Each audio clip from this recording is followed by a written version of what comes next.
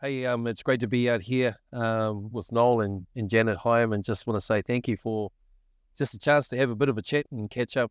Just want to ask a question. I suppose that here we are at Kotahi or South Kaipara Head.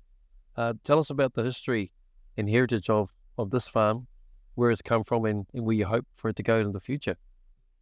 My dad arrived here. He lost his father when he was 12, and his uncle sort of took him under his wings at Karaka, south of Auckland, and said to Dad one day, "Do you want to go farming?" And he said yes. And so he found some land up here that was similar to Karaka, but a lot cheaper. So that was about 1937. He came up here when he was 20. He batched for 10 years on his own, and it was pretty tough life then. So eventually got married, had 4 kids, and I was one of them. And I was blessed to be able to carry on that farm after he went. So I'm the second generation, and we have a son, Isaac, who he's working on the farm, and so he's hoping to carry that on, that family tradition of farm. So here we are today. We're still there. That's great. And I suppose that the things that we were sharing, you were talking to us about, was also about the productivity. What is it that farmers up and down the country like yourself, what do they sort of give to this nation?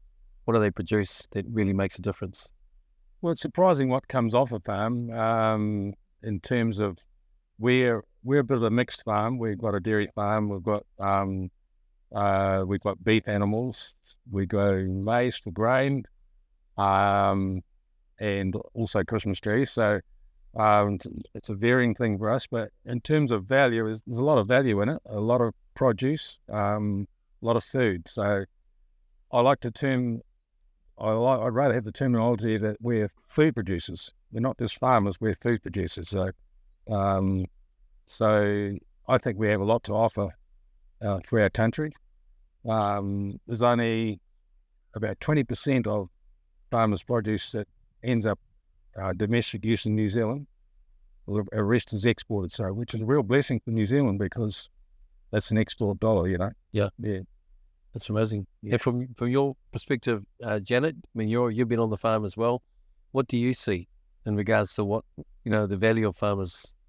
I think, farming is such an important part of New Zealand, and we were recently visiting family overseas, and we were talking about how New Zealand has changed considerably, and particularly in the last 5-10 years or sort of thing. We never thought that New Zealand farmers would ever be called, not called, but thought of as scum. We always thought that we had a valued thing that we can contribute to this country, making life far more pleasant for everyone in the country. And now we feel as though no one wants us, because we are supposedly devastating the environment. Yeah, so tell us about that, because people say that about farmers, but you actually live in the land, you live on the land, you live with your livestock here, you understand the conditions of the weather and the environment that's so important in that. Tell us a bit about, give us a sense of understanding why that's so important, and that you actually value the environment, because if you don't, the impact of that on what you produce. Well, I mean, yes, this is a business, and we do it to make money, obviously, but it's more than a business, because we live here. We live on the property. If we were to lose this business, we don't only lose it in a monetary sense, but we lose our home, we lose, the community that we've lived in and contributed to, and all that sort of thing. Farming is quite different to just a regular sort of business in that sense. Because it entails so much more than just making money. Yeah. And so one of the things that I know that you both shared about was, I suppose at the moment, especially over the last 5 to 10 years, where you use the word compliance, right? And it's almost like putting pressure on you and the farm and what you're doing. So can you tell us a bit about that from your perspective? Yes, we. It's getting to a stage now where compliance takes a lot of time to do, even just all the paperwork and stuff. And we'd rather be out on the farm doing so, tending to the livestock out here, and that's where But it's just getting we're getting too burdened with it, and we're not. We feel as if we're going to get penalised for farming, and apparently, the latest Fed's news was, the way with government compliance is that our stock numbers will drop by 20%. Well, no one wants that, surely. So, yeah. I mean, the compliance now is requiring. I spent hours and hours at it last year, and all of that sort of time is non-productive. For every hour that you spend doing compliance stuff that may or may not be helping anyone in any way is time that's not spent working, actually making the farm productive. And it's just getting more and more so that, to be honest, a small farm now requires to have so many hours involved in compliance that you basically need to have a full-time staff member, and small farms can't afford that. It's not that we don't want to keep things ticking along nicely. It's just that some of the rules and regulations are just almost ridiculous. Yeah. I suppose people don't also realise that the impact that has on you as the farmer also has an impact on them in regards to the families in the cities. And now people are talking about these words called food inflation. And now the cost of living is probably the biggest burden. And so on one hand, you've got, I suppose, political leaders that talk about and caring for the environment and for families.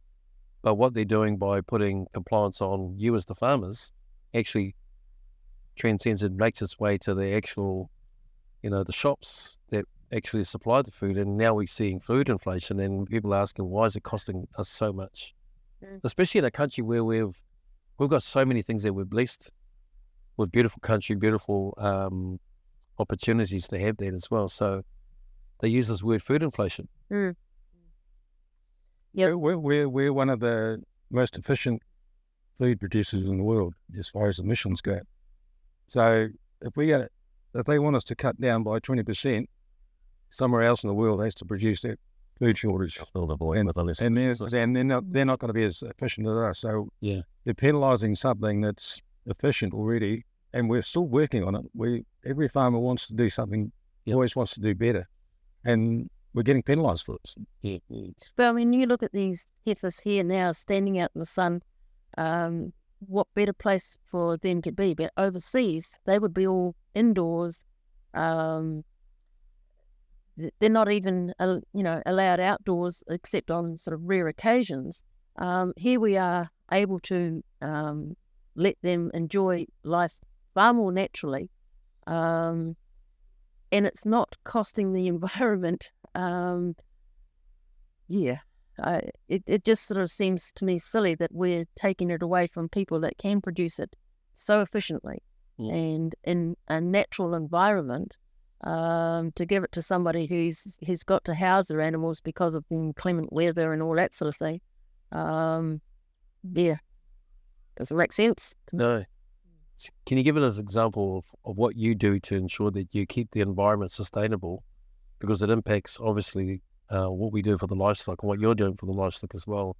So is there an example of what you do here on the farm that is a way of actually making it more sustainable and caring for the environment? Yeah, I mean, over the last several years, we've been fencing off waterways, and I believe that's a good thing, keeping a setback from the drains, and we've still got more to do on that. Would that be an initiative you would do regardless of the compliance? Is it something you've done on your own sort of a bit of both? Yeah. The initial fencing off was a Fonterra thing that we had to do for Fonterra. But now it's grown to more than that. But also when we plant maize, a high percentage of our maize now, we don't cultivate the soil in the normal manner. We're actually doing no-till, and this year we're going to trial some strip-till stuff, all to try and make it better for the soil. When it's better for the soil, then it's better. Hopefully, it's more economic for us, and we're just trying to be efficient at what we do, but also it's improving it in the environment, because you don't get that wash off when you've done normal cultivation of your soil. So yeah, that's great. Did you want to ask a question? Do you think there could be? If you felt really supported by the government of the day, what would be different? I think emotionally it would be better. You tend to get down a little bit when you know you're not appreciated. So that would be the big plus. Is you feel. I think you feel better about what you're doing, because you know you're getting support from government, and I'm sure. And if you've got the right government to do that, it sends a better message out to the community as a whole. So yeah. And with policies and compliance, what would change that would make your operation more productive?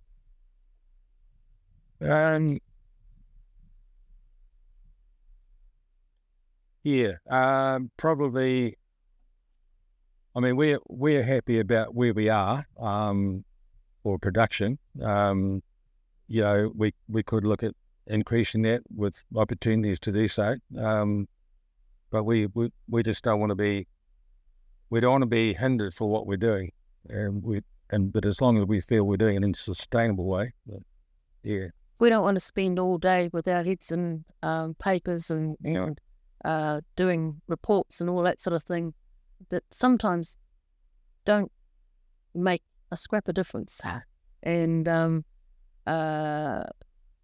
if something's really important, then farmers have been doing it for many, many years and that sort of thing. We're not perfect with where farmers are given the opportunity. They seem to modify the ways of doing things pretty quickly to accommodate sort of where error has occurred. And if scientifically it's proven that it's not the right way to behave or do something, farmers have been very quick to change the methods of operation. But you'll naturally find the safest and most efficient way to farm and the best for the environment without actually the compliance. Constraints and the rules and the big stick sort of approach that you must do it this way, when in actual fact sometimes people have no idea what happens on farms making the rules, and sometimes they're just not even smart rules. You're always going to get a small percentage of farmers that don't want to play by, and not good doing good practice. But I think that's small. And I think the industry weeds them out pretty quick. But we want to learn how to be more sustainable and good for the environment. So, yeah. But we want politicians that are honest and with integrity. That to me, that's important.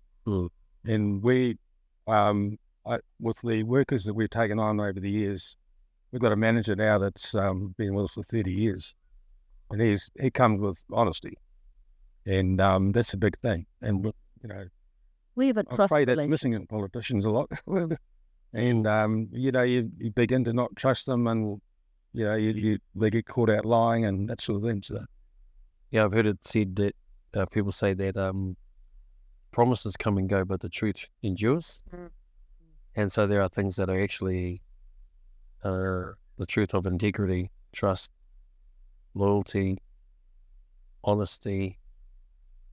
And what I love about those elements is that it's not about the pursuit of perfection, because inside of it, you actually find yourself, right? When you're not doing it, you actually know. But to then try and say that it's okay, removes it from what those truths are. And someone, when he said that, I thought, well, there's a real sort of foundation sort of statement that the truth will endure, it just remains. That's right. And it's like what you were saying, Janet, about, when people start saying things that, just are not true. Mm-hmm. And you start saying, well, hang on, that's not true. No. And then if you're to call it out, then they then challenge you about that. So you can't have that opinion. It's going, but it is my opinion. It's a valid opinion. Yeah. The other thing that's important for us too is freedom of speech. Yeah. We're going down a track now where you're not allowed to express what you think, and that's a dangerous one. We're constantly sort of being told that our opinion now, unless it conforms to a certain pathway, is not valid. And to me, that's all wrong. So, yeah. Yeah, there's some things that you never think that you'd be in a moment in time where you had to explain them. You just sort of knew what they were inherently, and now all of a sudden you have to explain why you have this opinion. Why you have this opinion, why it is what it is. And I suppose that one of the things is that we see is that it's actually giving people courage to be able to stand and to speak out for some of these values that are really important, because that's what people fought and died for. I mean, your father came on the farm at 20 years old just before the Second World War, and when we go to Anzac services, we finish off the ode by saying, "We shall remember." Yeah. When he lost a brother in the war, it's he was a food producer, so he wasn't able to go because he was an essential service back here in New Zealand, and that sort of essential service seems to have been lost. Yeah. We're not valuing people that are producing food for everyone. Well, but there is a disconnect between urban and rural, and it just gets wider, doesn't it? Yeah. Well, in lockdown, a lot of people sort of felt that they were reasonably safe because they could go to the supermarket and get their food. Some people thought that you get milk at the supermarket where it doesn't come from cows. Where does it come from? Well, the funny one I have is that when you go and have a coffee, and then someone says, "I'll have oat milk." Oh, no. And I remember saying to someone, not in judgment, because I would never say that, but I said, "Well, what sort of cow does oats come from?" That's not the point. Sure. That's not the point. Almond milk. I mean, I can just picture the cups going on there. And it's actually not a sustainably produced milk either. It's you look into almond milk, how it's how it's made. A lot of almonds come from the US, so there's impact on the environment, on the bees. Pollinate, so it's not necessarily an environmentally friendly option. Well, I mean, let's change the subject a little bit. You look at a windmill, okay? Yeah. The windmill takes a huge amount of carbon to produce one windmill. And I'm told, I haven't gone down the statistics, that it takes more carbon to produce than it'll ever save the planet in its lifetime. So it's a 30-year life of a windmill.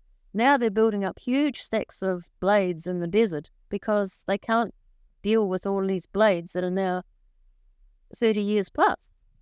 So, tell me that that's a sustainable energy source. The other thing worth mentioning, we're not sheep farmers, but I feel for the sheep farmers with their wool. They're not getting much for their wool. And then the government's declared lately that they're going to put synthetic carpet in schools.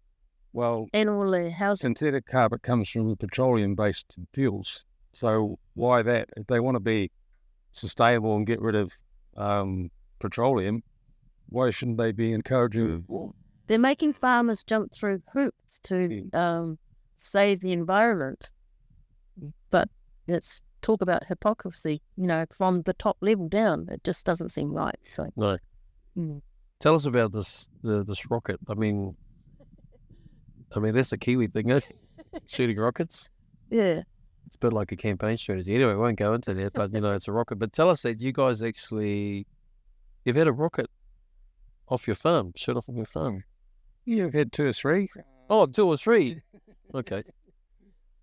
Well, our son, he had some contacts with some guys that do rockets, mainly rocket motors. So there's been some experimentation here. They've all gone according to plan up in the sky. and then come back down. Come back down by parachute. So, it's all a bit of fun. Some things you can do on the land and when you're not too close to urban houses. So, yeah. Very, So how high did they go? varying from 400 metres to 15 kilometres. So, Yep. Yeah. Obviously, you have to get permission from authorities to do the high ones. So, yeah. Wow. They were all approved in New Zealand. I had a certification, authorization certifications. Yeah. Oh, wow. Mm. That's amazing.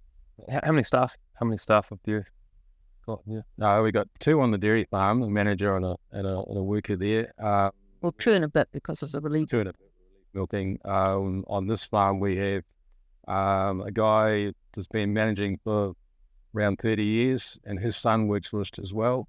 So those 2 work together, and then there's myself and my son, our son, and obviously the wives. Janet does quite a bit of administration work, and Isaac's wife's involved in administration as well. So there's quite a few involved. And we also employ mainly backpacker staff to do the Christmas tree, seasonal work for the Christmas tree week. Yeah. So for you to employ staff and just with the other farmers that you know, what's your experience? Is it easy to find the skills? You finding productive staff and staff that are fitting into your system? What's the general sort of theme out there? We feel very blessed with the staff we have here on the farm. Our dairy farm, we're currently, we have a manager who doesn't have a cell phone, doesn't know how to operate a computer. So that's a role, because we value him as he's very much an old school sort of man. I'm doing the stuff that he's sort of, his weaknesses, I guess. But, we value his iometer. It works very well.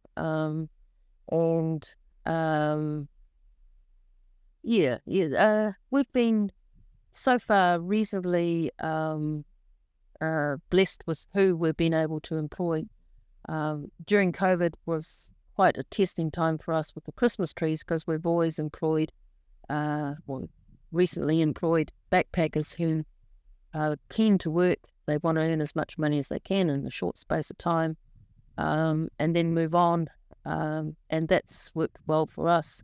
During lockdown, it was a lot more challenging. So We go through it. we got through it. Yeah, we employed women instead of the usual men. Yeah, so that was interesting. Always improvising. Yeah. If you could send a message of hope into the nation and to your fellow farmers and to the country, and also a message to the leaders of the country, the political leaders. We're in an election period. What would it be? I'd say for people looking at this election, know who you're voting for. Look them up and see what they're like. I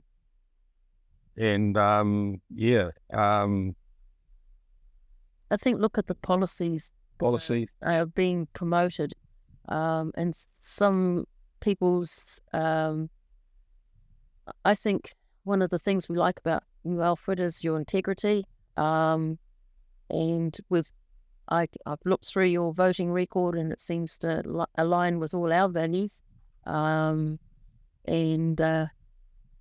think, that's important to me, is that if people sort of have mostly your values is one thing, and then they might let themselves down in critical areas, but your voting record, to my observations, seems to match what our values are. So, and I like your policies for NewZeal. It's looks as though it's got lots of hope for us as a nation, and if that stuff can be sort of adhered to, we hold you as a politician. Hopefully your integrity is as good as your word. Thank you. And I like what your opening policy is on family, and I think that's the base thing for New Zealand. They have a good family structure that can't be lost, really. Otherwise, we'll suffer greatly. So, and all the other policies, good policies, and and a good book. A must-read book. But I think, a lot of our social issues have come about because of the breakdown of the family. And you build up the family and you strengthen the family, and I think a lot of the social issues will diminish. They'll never probably go away, but they'll certainly diminish big time.